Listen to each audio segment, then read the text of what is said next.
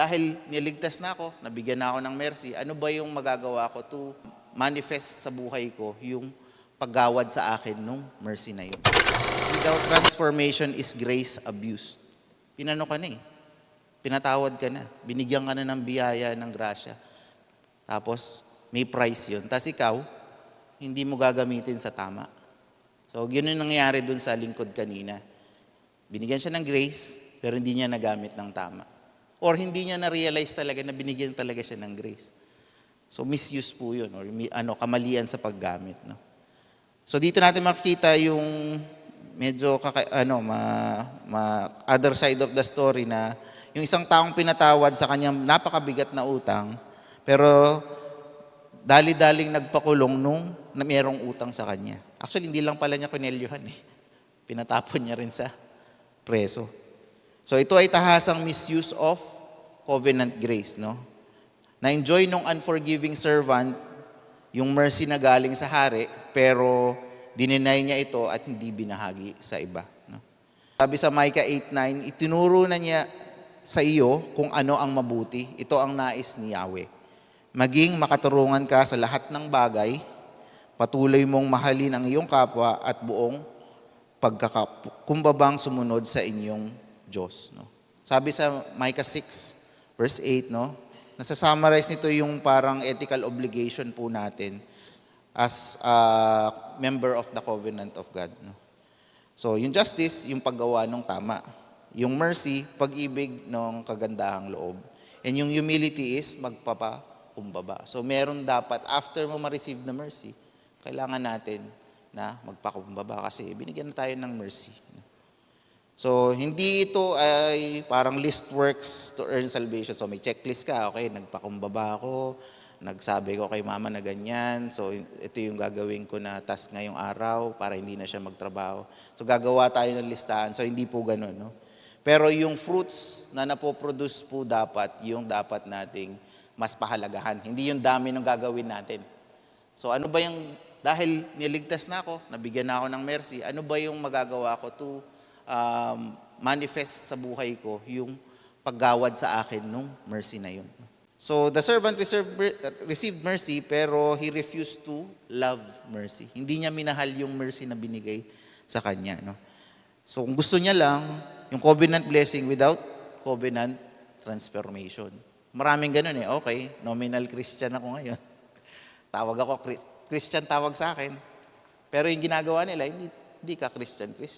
So, maraming ganyan. Kunyari, Christian daw na politiko. Christian daw na mga nagbibigay ng mga foundation or tulong sa mga ano. Pero yung other side ng buhay nila, parang hindi naman yata Kristiyano yung mga sinasapamuhay nila sa buhay nila. No? Also, genuine grace produces renewal. When it does not, the heart does not understand yung grace na yun. No? So, although he was forgiven immeasurably, yung servant, no, he lived mercilessly. So sana hindi po ito yung dito matulad sa atin, or kung nangyayari man sa atin, ipagpanalangin po natin sa ating Diyos na mabigyan tayo ng continual renewal. Hindi naman madali din magbigay ng mercy eh. Kasi nasa lupa pa tayo, tsaka nasa mortal na katawan pa tayo. Pero yun po yung kailangan natin ibigay or ilahad sa mga ating mga kapwa Kristiyano, pati sa mga non-believers. Sa other text po, sa James, no, sa Bagong Tipan, makikita po natin, isa pa rin nagre-reinforce po nung misuse ng grace. No? Ano ba yung dapat nating iwasan sa pag ina-understand po natin kung ano po ba yung mercy na ito. No? So sabi dito, walang awang hahatulan ang di marunong maawa. Ngunit mangingibabaw ang awa sa paghatol. No? So makikita po natin, tinuturo po ni James that mercy is not optional.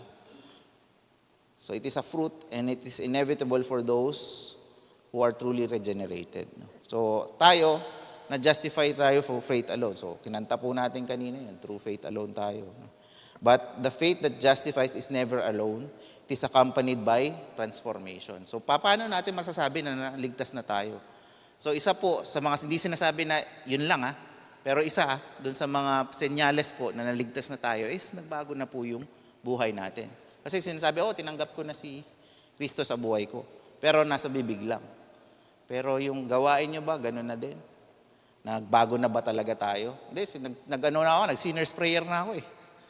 Tinanggap ko siya, binigyan ako ng tracts, nagbasa kami, nag-pray kami. Sabi ko, Lord, kayo na ang aking personal Lord and Savior. Ligtas na ako. Pero yung araw-araw mo na ginagawa, ganun pa rin. Walang transformation. So mag-pray ka uli. Lord, ano ba dapat kong gawin sa buhay ko? No? So yun yung kailangan po natin ma-check sa ating mga puso ngayon. Tinanggap lang ba natin si Jesus para maging tagapagligtas for the sake lang na gusto lang nating maligtas? Or dapat tinanggap natin siya para siya na yung maghari sa buhay natin? No?